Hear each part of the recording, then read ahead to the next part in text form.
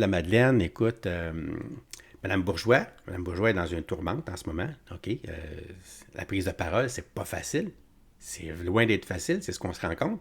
Tu sais, c'est un citoyen qui a pris la parole, puis là, tout d'un coup, puis elle vend des œufs, tu l'as entendu parler, puis elle a de la misère, là. Tu sais, déjà avant ça, elle voulait vendre son entreprise, elle était rendue là. Fait que là, t'imagines-tu, avec une stripe comme ça où celui qui achète tes œufs, il décide qu'il ne veut plus les acheter, je parle au bonichois, ben là, toi, c'est sûr que vendre ton entreprise après ça, là, ça va être difficile, là. Fait que ça n'a pas de bon sens ce qu'elle vit. Donc, j'ai demandé de faire une entrevue, mais parce que là, justement, là, elle est dans ce bourbier-là, puis elle veut se défendre avec un avocat. Son avocat, il a conseillé de ne pas faire d'entrevue, là, pas tout de suite, mais elle me dit qu'aussitôt qu'elle va pouvoir, aussitôt que son avocat va lui donner le OK, ben elle va me contacter, puis on va faire une entrevue avec Mme Bourgeois. Hein? Ça va être le fun. J'ai hâte de dire merci, entre autres, puis de l'encourager, puis de lui dire qu'elle n'est pas toute seule. J'ai écrit ça, qu'elle n'était pas toute seule, mais j'ai hâte de pouvoir l'avoir en entrevue pour lui dire, là, comment est-ce qu'on a de reconnaissance envers cette madame-là. Puis Mme Chani aussi, Chani Thériault, qui a eu cette semaine son entrevue, elle a fait boule de neige sur ma chaîne. Félicitations. Tout le monde l'apprécie énormément. Elle est vraiment super, cette jeune femme-là. J'y souhaite une belle fin de semaine. Bon, je dis un beau bonjour, une bonne semaine. Puis on va sûrement la revoir, là, bien sûr, parce que le 11 juin, de toute façon, il y a un autre conseil, il y a un autre conseil plutôt de ville. Fait qu'on va en entendre parler, on va voir là, les développements de ça. Je suis ça, là, inquiète-toi pas. Aussi, ben là, je t'ai parlé de M. Duham, là, que je vais peut-être faire une entrevue avec lui. Donc ça, c'est positif. Hein? C'est super. Aussi, qu'est-ce que cette semaine? Ben là, c'est sûr qu'en fin de semaine, là, les trois partis, je pense à QS, PLQ, puis la CAQ, étaient en conseil là, national. T'sais, ils font ça, là, ils se rassemblent, tous les militants ensemble, puis ils votent des, des lignes de parti, je pourrais dire, dans quelle direction qu'on s'en va. Puis là, on sait que Gabriel Nadeau-Dubois, là, il veut là, être pragmatique. Là. Qu'est-ce que ça veut dire exactement, être pragmatique? Ça veut dire de ne pas s'épivarder dans toutes les directions. De penser à dire, on va offrir 2, 3 affaires, puis on va s'y tenir, puis on va y aller dans cette direction-là. Entre autres. Là.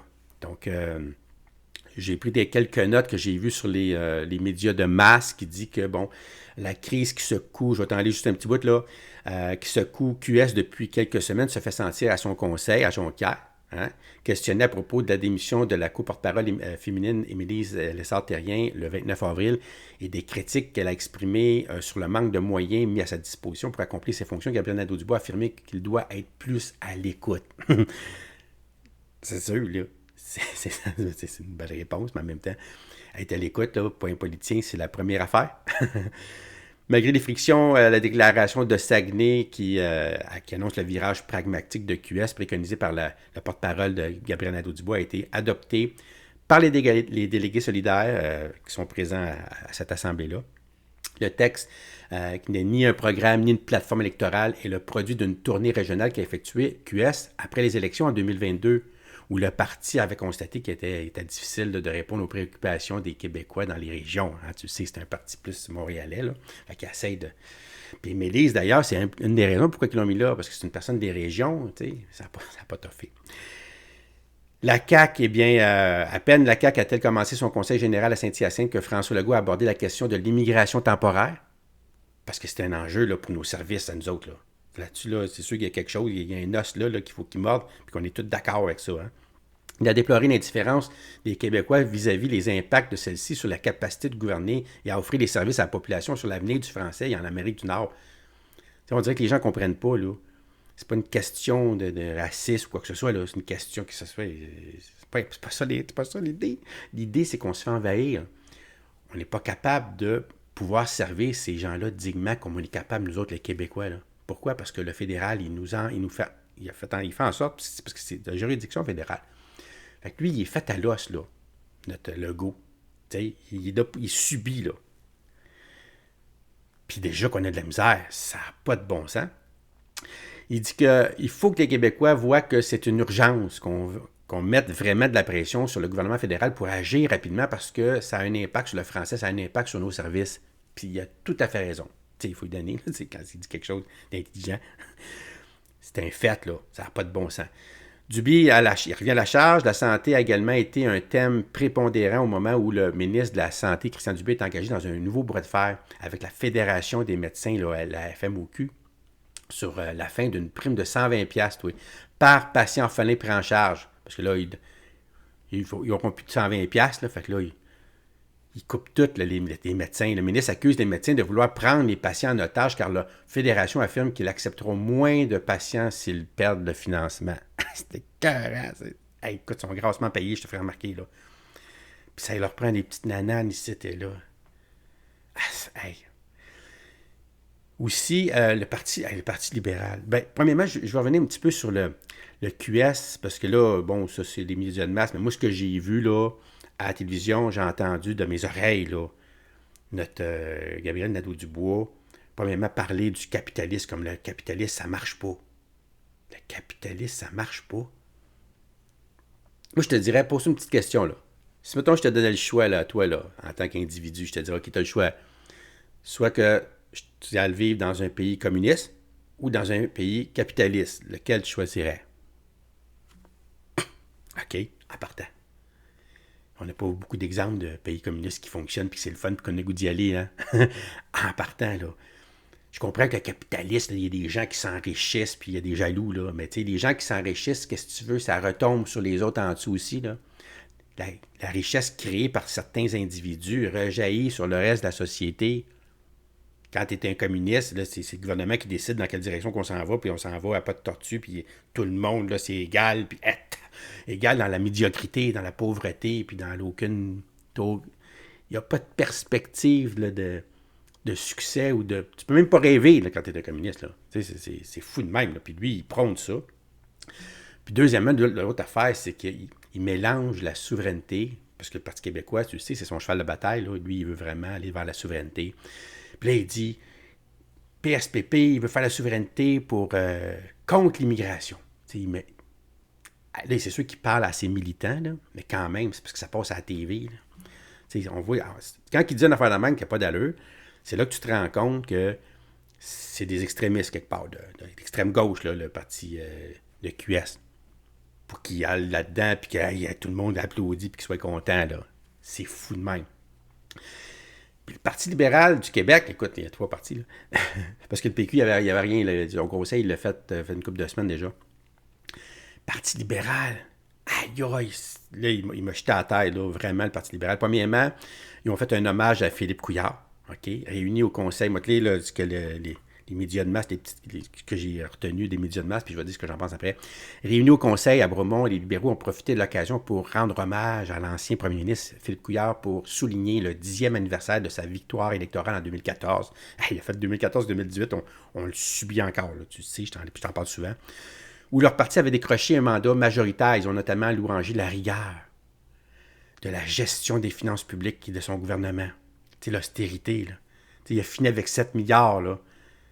Puis il a tout détruit, là, autour de lui. Il restait des cendres, là. Puis il restait 7 milliards, là. C'est pas pourquoi, là. On sait pas. Le gouvernement n'est pas là pour ramasser de l'argent, là. Le gouvernement est là pour balancer, là. Ce qu'il reçoit, puis il faut que ça s'en aille. T'sais, tout l'argent qu'il reçoit, il faut que ça s'en aille en service, pas en coupeux, puis en engrangeant des milliards. C'est ça. Ça, c'est la mauvaise gestion. Donc, aussi, il y a un nouveau dans la course qui dit que le PLQ doit se choisir un nouveau chef d'ici l'élection provinciale du 5 octobre 2026. Le PDG de la Fédération des chambres de commerce du Québec, Charles Milliard, s'est joint à la liste des favoris en vue de la course là, à la chefferie après avoir reçu l'appui de 81 jeunes membres et sympathisants du Parti libéral. Également, on le sait, là, l'ancien maire Denis Coderre et le député libéral Frédéric Beauchemin ont tous les deux montré leur intérêt, mais là, ils n'ont pas encore officiellement embarqué dans la course. Mais là, il y a 3 personnes tout de suite là, qui se pointent. Mais le Parti libéral sont en train de se dire là, d'arrêter de dire qu'on a eu un mauvais gouvernement. Parce que même Mme Risky, en 2019, a demandé, a proposé plutôt que son propre parti donne des excuses à la population pour le mandat qu'il y a eu de 2014 à 2018. Là, elle s'est fait rabrouer à l'interne par les libéraux, là, tu sais. Puis là, elle a s'est excusée d'avoir... Oh, excuse-moi d'avoir dit ça, là. Mais tu sais, c'est parce qu'elle l'a dit, c'est parce qu'elle pense, puis ça le pense parce que c'est un fait. OK? Tu demanderas à M. Lightao pour le fun qui s'est excusé lui ici de cette période-là, d'avoir fait ce qu'il a fait, des choix qu'ils ont fait, qui a fait autant de mal que ça. Même M. Barrette, hein, qui est à la joute, là, il s'est excusé de ça, il l'a dit. Là, et quand Lightao était sorti, il a profité de cette occasion-là pour dire que lui ici, là, il regrettait, puis que si un jour il y aurait l'Alzheimer, ça je me souviens de ça parce que ça m'avait marqué, tu sais, une affaire comme ça veut dire que ça l'a marqué, puis ça lui a fait mal à lui-même. Il s'est fait violence là, pour garder son salaire. Il a dit que si il y avait, je sais pas, l'Alzheimer demain matin, là, la dernière fois, l'affaire qui ne se souviendrait plus, c'est ça. Là. C'est ce qu'il a fait là en 2014, en fait en 2017, juste avant les élections, là, de faire les coupeurs qu'il a fait en santé, qu'on vit encore aujourd'hui. Puis là, en haut conseil, en ce moment, ils sont en train de se péter les bretelles et de dire oh, on a eu un super de bon gouvernement. Puis quand il va se présenter, imagine-toi là, ils savent qu'on a tellement une mémoire de mouche à fruits, là, qui a osé dire au conseil qu'en 2026, quand ils vont se présenter, ils vont venir pour dire qu'on va. Ils ne parleront plus d'austérité, ils vont parler de rigueur budgétaire.